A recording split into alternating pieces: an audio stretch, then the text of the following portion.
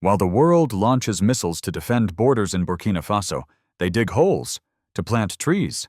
Sounds laughable. Go ahead and laugh, because the rest of Africa is starting to pay serious attention. This month, President Ibrahim Traoré announced a plan to plant 20 million medicinal trees. Not because the country lacks vegetation, but because it lacks something deeper belief that Africa can heal itself. In a world where everything demands a patent, he chooses what no one can own: leaves, roots, bark, and ancestral memory. Have you heard this saying before? When the land dies, so do the people. Burkina Faso knows this truth intimately. A nation drained of gold, abandoned by hollow aid promises.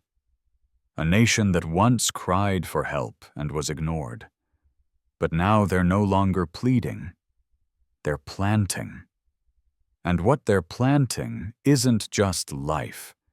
It's a declaration: we don't need prescriptions from the West. We have forests, and our forests know how to heal. Look closely, this is no longer reforestation. It's a reset of medical authority, food systems, livelihoods, all built from what was once dismissed native trees. So the question is not, what is Burkina Faso doing? It's, why is the world afraid? Of 20 million trees, share this video so the world can no longer turn its back on Africa. Let our voices echo. Let courage be seen. Let the dream of freedom take root. We deserve to live, to thrive, to be respected. Africa, it's time to rise. We asked, why does the world fear 20 million trees? The answer lies in the pain felt by Africans across the globe, especially those living in the heart of Europe. Have you ever felt invisible? As an African in Paris, Berlin, or Rome, your skin is scrutinized, your name shuts doors, and worst of all, you have no image of your homeland beyond war and hunger. They see you as a burden. But here's the truth. Burkina Faso just made a quiet but thunderous statement. Africa is rising from the roots, from the soil, from what the world once rejected. This is not a feel-good tree planting campaign. Each tree is a natural prescription against malaria, for wound healing, to boost immunity. Baobab, moringa, neem, names that sound humble, yet carry medicinal powers. Western labs are racing to copy, patent, and sell back to us at a premium.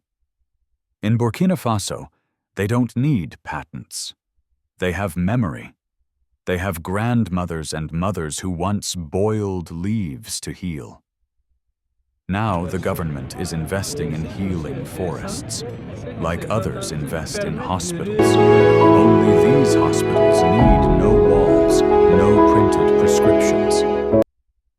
Africa rises, not with guns, not with riots, but by returning to what is real nature, culture, and indigenous wisdom. As European cities drown in the chaos of rising healthcare costs, in a small Burkina Faso village, a child is healed, with a root passed down through generations. Imagine this: forests regrow, and with them, memory returns. Identity returns. A people return. This is the beginning of a dream the world once tried to bury, but the roots have broken through. And Africa rises this time, never to bow again. If irrigation canals bring life, then Ibrahim Traoré's way of funding them is the clean blood that ensures this life isn't poisoned by manipulation. No IMF, no World Bank, no reform loans tied to suffocating conditions. Traoré took the hard road, the only road that preserves sovereignty, self-financing, through internal strength. Let's start with the source of this strength: minerals. Burkina Faso sits atop one of Africa's richest gold reserves.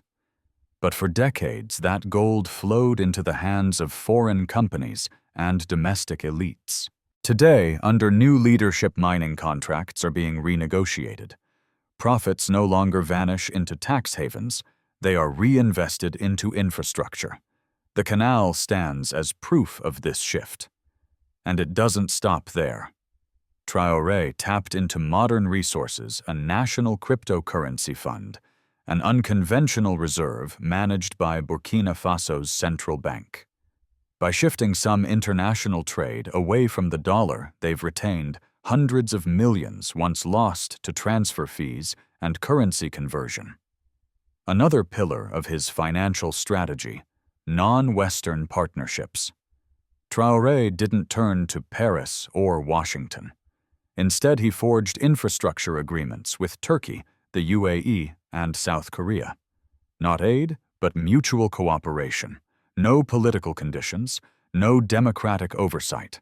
Only one requirement: respect sovereignty.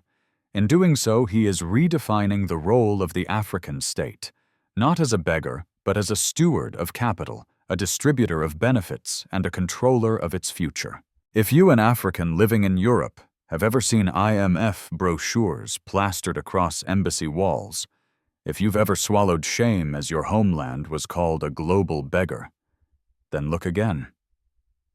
From Ouagadougou, a young leader is doing what generations only dreamed of building without bowing. Strong without surrender.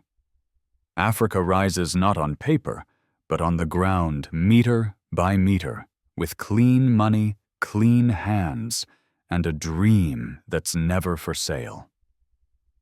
The trees are growing, but not just in the soil. They're taking root in daily life, in meals, in people's wallets. And for the first time in decades, Burkina Faso's villagers no longer have to leave their land in search of food. Jobs have returned right where dead land once stood. The 20 million tree campaign is not just ecological. It's an economic revolution from the root up. Each seed is a job. Each medicinal plant is a value chain. From seed collectors to nursery workers, compost makers, oil producers, product vendors, every link is kept in local hands. In villages once silent with poverty, now echoes laughter. Women run shea butter and moringa cooperatives. Young people develop forest tracking apps and calculate carbon offsets. There's no need to leave Africa to find work. Africa is creating its own opportunities. Most importantly, the forests belong to the people. No more government land ownership, while farmers labor like tenants. Traoré flipped the rules. Whoever plants the tree owns it. Whoever protects the forest benefits from it. That's justice. That's an economy untouched by middlemen immune to exploitation. We were once stripped bare by the forest. Now we are revived by it. And miraculously, it all began with a shovel. Not long ago, Burkina Faso's youth were like many across Africa standing at a crossroads. One path led them away from home in search of hope on foreign shores. The other to stagnation and silent despair. Then something unexpected happened. A tree made them rise. The 20 million tree campaign didn't just create jobs, it awakened a generation. They no longer only hear about development from international organizations. Now they plant it with their own hands, seed by seed, row by row, on forest maps they draft themselves. Today, schools have tree planting quotas. University students compete to create forestry projects. Tree brigades have emerged not with weapons, but with hose, watering cans, and pride. They don't wait for permission. They act like landowners because they are. The tree has become a cultural symbol. On social media, videos of youth planting trees are going viral. Local rappers are writing songs about baobabs, moringa life, and identity. People who once only spoke of leaving are now talking about returning. They are living proof that Africa is rising not just from the earth, but from the hearts of those once called a lost generation. And the most beautiful part, they are not waiting for the government. They are not asking permission from the future. They are rewriting it themselves with every swing of a hoe, every lyric, every tree that grows in someone who thought they no longer belonged. In a land where gunfire once drowned out birdsong, now the most guarded treasure isn't gold, it's the sapling. Soldiers once trained to shoot are now learning how to plant. Africa is rising not with tanks, but with roots and green shade. Traoré understands this. Instability doesn't fall from the sky. It grows where soil is destroyed, water is depleted, and people are starved. Where there are no trees, guns easily follow. So he made a decision: defend with forests. Regeneration zones are now guarded by eco-guards, a coalition of army local militias and villagers. Trees are treated as living infrastructure, forests as fences. No one may cut, no one may burn, because every tree is part of a survival strategy. When soil becomes rich and crops return, people don't have to flee. When there are trees, water, food, extremist recruitment loses its power. Africa rises not by peace treaties, but by reconnecting people to the land. And the most unexpected truth: trees create safety, not just physical, but spiritual. When you see forests growing where battlefields once stood, you know Africa rising is no longer a slogan. It is reality. Roots have sunk deep. Conflict maps are changing color, not to red for violence, but green for rebirth. And in every leaf, in every wind that rustles through the branches, people hear something long forgotten: the belief that Africa is rising this time for peace. We've witnessed a tree planting campaign, but in truth it is not just 20 million saplings, it is 20 million declarations, 20 million chances for Africa to never bow again. 20 million reasons to say, we were never dead. Land just buried too long beneath history's dust exploitation and neglect. Burkina Faso is teaching the world a sharp but simple lesson. Development isn't something you import. Development is remembering. It is returning to what was once scorned and turning it into a weapon of life. Our medicinal trees, baobab, moringa, neem, don't just heal illness. They heal broken memory.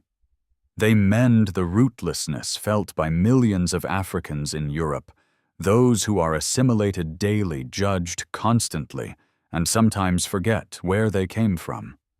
But now from Burkina Faso, a wave is rising. Africa awakens not through begging, but through building. Not by asking permission, but by owning its sovereignty. Not through speeches, but through acts, each hole dug, each drop of water saved, each young person who chooses to stay and plant. Imagine an Africa where children draw forests, not boats crossing oceans, where women earn through healing plants, not fear, where roots don't just hold soil, they hold the soul of a people. Share this video so the world understands Africa does not need pity. Africa is rising, and this time we rise to never be broken again. I am a child of Africa. My skin is dark like red soil. My eyes once strained toward the horizon, where my mother said hope lived. But all I saw was drifting sand and torn dreams. We grew up between two truths. One, the memory of ancestors who lived in harmony with land, trees, and forests. The other, a reality defined by others, exploited, misrepresented, and erased from global news. For years I searched online and found barely any African news. They talked about wars, famine, disease, as if Africa were a permanent emergency. No one spoke of the women fetching water each morning, as if performing a sacred rite. No one mentioned the child gripping a pencil for the first time. No one remembered the elders who could still identify which leaf cures malaria. But then I watched a video about Burkina Faso's 20 million tree campaign. And I cried. Not out of weakness, but because for the first time, I saw someone believe in Africa the way I had always secretly hoped. Africa is rising not with fortresses or highways, but with seedlings, with roots digging deep into ancestral soil, with sweat from young Africans who choose to stay and build rather than disappear at sea. I live in Paris, where I have to read my name twice during job interviews, as if it's too foreign to be accepted. There I've heard people ask, what does Africa have besides aid? Now I want to look them in the eye and say, Africa is rising, and we do not need permission. Believe me, if you are African living in Europe, you know what it feels like to be pitied. To turn on the news and see only death tolls, as if each life means nothing. But you also know this sacred truth. We have never surrendered. We were simply silenced. Now the healing forests of Burkina Faso are not just trees. They are living proof that indigenous wisdom is not inferior. When I see local youth writing software to track carbon, when I hear rap about baobab instead of violence, I see Africa rising from the very generation once dismissed as hopeless. They say oil is the most precious resource, but I believe the real treasure is memory. The ability to recall that before pills we had leaves, before colonial maps we had ancestor trails, before aid we had each other. And if the world truly cares, stop judging Africa by GDP. Listen to what's growing in the Sahel. Add African stories that aren't just disasters, but transformation. Stories of forest guards instead of border troops, of mothers selling moringa oil instead of waiting for aid. I don't want Africa to rise in revenge. I want it to rise to be seen. To tell its story not through reports or resolutions, but through every canopy, every village, every drumbeat. We do not need to be rescued. We need to be believed in. And believe me, we are waking up. Not just to survive, but to live with meaning.